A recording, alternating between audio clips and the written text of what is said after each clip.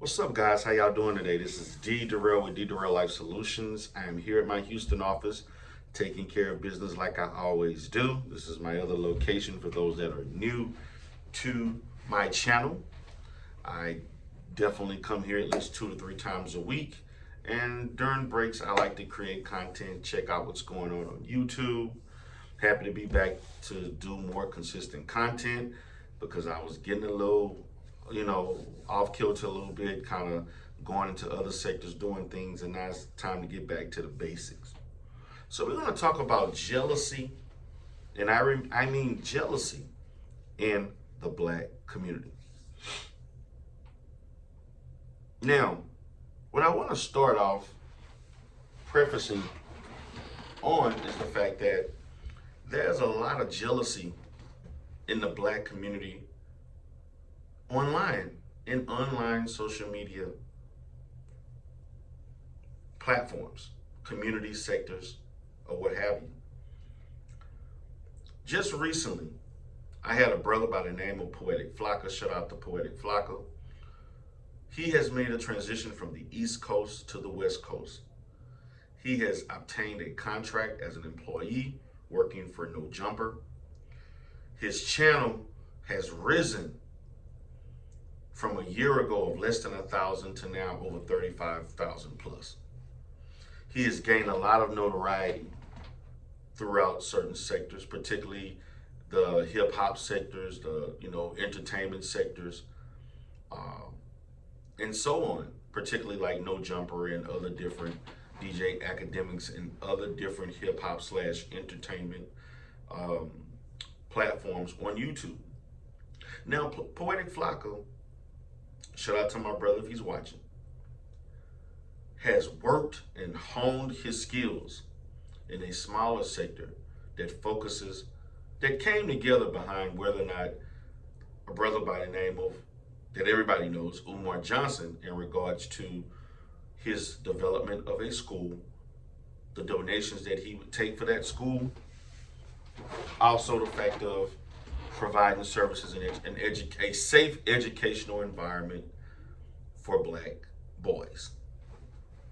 In that, Poetic Flocka became known for going at key figures in that sector who slandered and defamed Umar Johnson's name. Mainly, his main reason was the fact that there were certain people in this sector who attempted to destroy black businesses, mainly African businesses, and Poetic Flocka is born of a Nigerian father and a Liberian mother.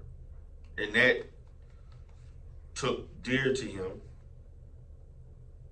and it triggered him to do investigations and expose a lot of information about people who claim to be eradicating the community of fraud, but in all essence, they were fraudulent.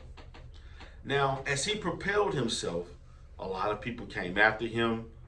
They talked down on him as he was trying to do something positive.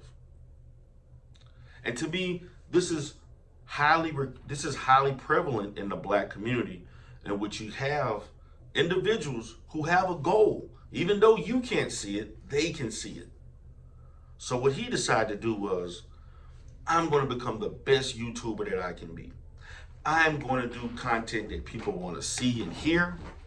I am going to work on myself. I'm not going to engage in a lot of BS that will deter me away from my overall goal, and that is to make money off of this platform, substantial amounts of money, so that I can be comfortable and I can make a name, become a big, well-known YouTuber. Now, he's not quite there to the status of a huge YouTuber, but you don't just garner 35K for being a horrible content creator. And so from that sector,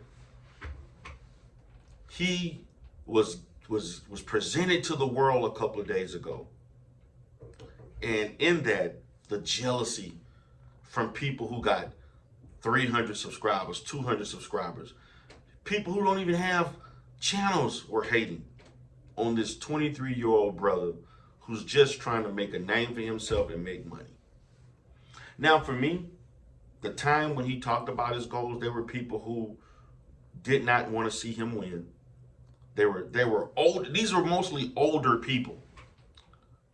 Initially, after the interview, I'm talking people twice his age. We're talking about this brother rubbing his face in the mud, his name in the mud, attempted to give constructive, what they thought was constructive criticism, but from the heart, nothing was constructive or objective at all. They even had the audacity to give advice on what he should do as a content creator, and he has 300 times more subscribers than they do. They're not even successful in their own right to be giving advice. I don't even feel that I'm able to give advice.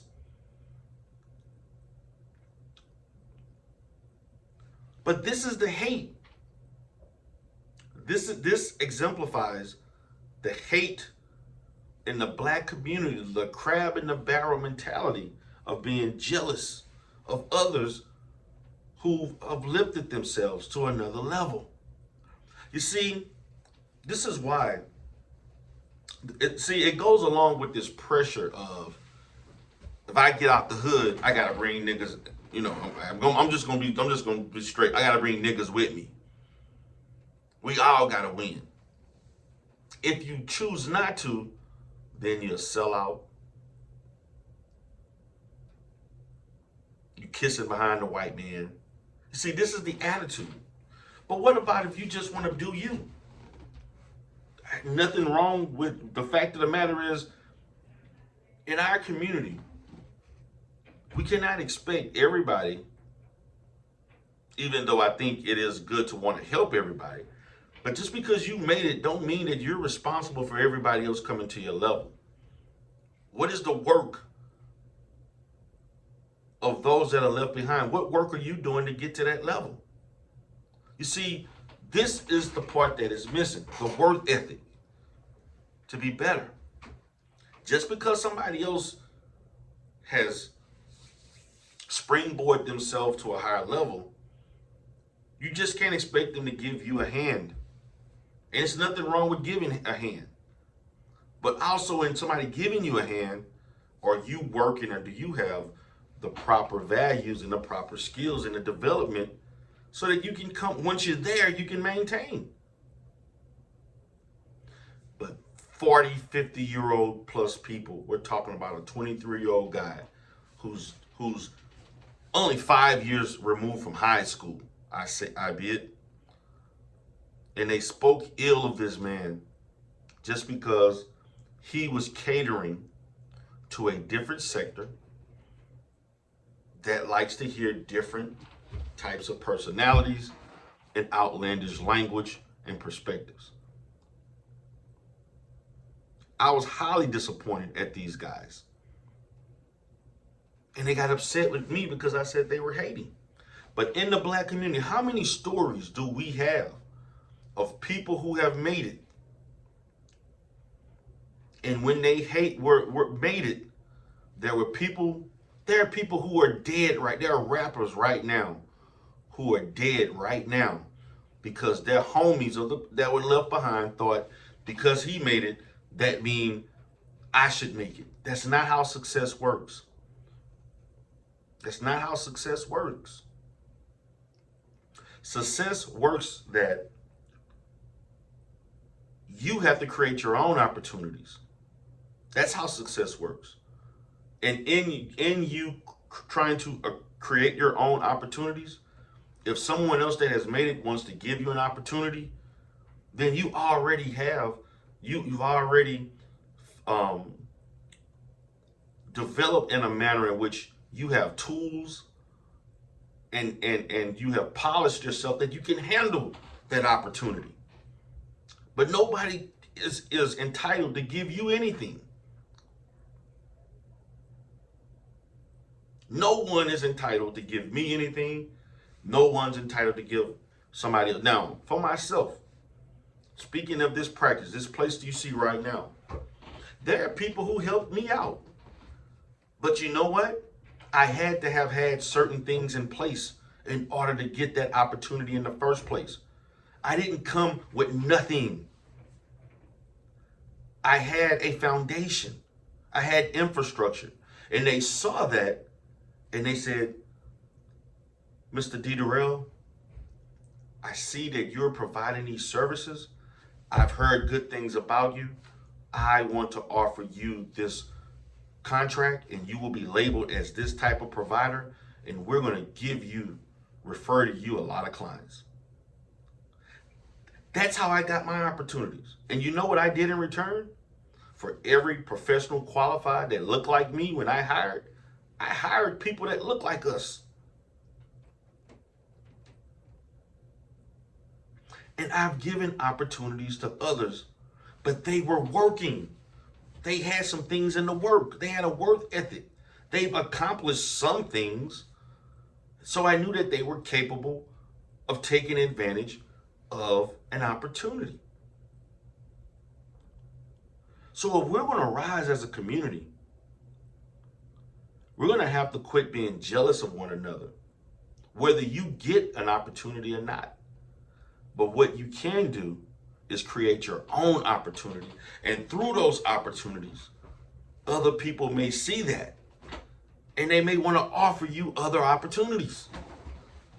But you can't do nothing and expect something. Now, should we as a Black community work more as a community, as a collective? Yes. But in working as a collective, you're going to have to show me some things. You're going to have some things that are observable, some things that I can, you have to come with some knowledge base, something that is observable. You have to bring something to get those opportunities. You can't do nothing or wait on somebody to give you an opportunity with nothing already been, without having anything established. So it leads me to the conclusion is that in the Black community, the jealousy is a reaction to the fact that we don't have a culture of success as a people. We don't understand how to treat successful people. We have a lack of understanding how to support those who are successful so that they can create opportunities in return. What we want is, I grew up with you for 20 years. We went to the same high school. We're from the same hood. Therefore, if you're making $1 million, well, you could spot me 100,000. That's not helping you. That's not helping you at all. So I just wanted to have that discussion with you. Think about what I'm stating. Jealousy in the Black community. The mindset, the processing of the observable behavior of seeing someone winning and you're still living in the projects.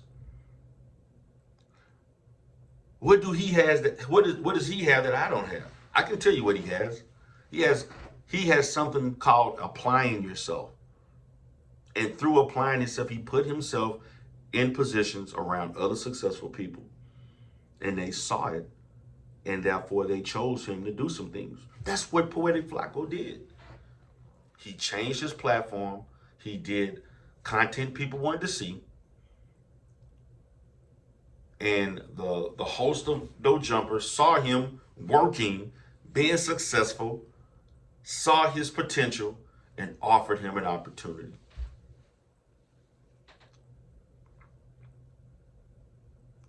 We need to eradicate the jealousy and learn to work together and form more collectivism. So this is D. Durrell, D. Durrell Life Solutions. Y'all have a great day.